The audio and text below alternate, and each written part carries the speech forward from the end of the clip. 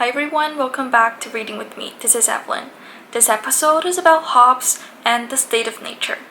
Imagine a world with no government, no police, no rules. For Thomas Hobbes, that world is chaotic. In Leviathan, written during the English Civil War, a time of political breakdown and violence, Hobbes described the state of nature as a condition where there is no common authority. Everyone has a right to everything, and no one can be sure of anyone else's intentions. Without a sovereign power to keep people in check, life would be marked by a constant fear of death and insecurity. Life in the state of nature, he famously said, would be solitary, poor, nasty, brutish, and short. To escape this terrifying condition, Hobbes said people must enter into a social contract.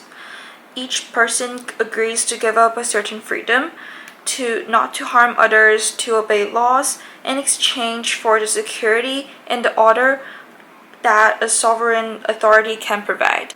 For Hobbes, peace is the highest political good, and the strong centralized control is the only way to achieve it.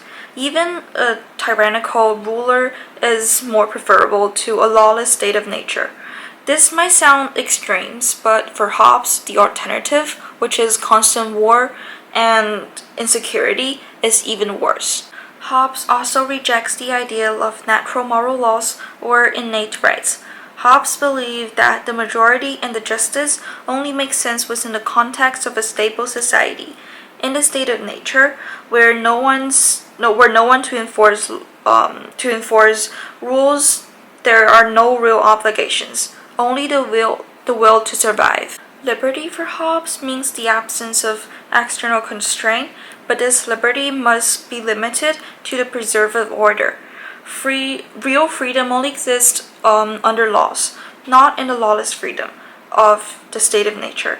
He had a deeply pessimistic view of human nature, and he believed that humans are deeply driven by passions and desires and fears, not reason or goodwill.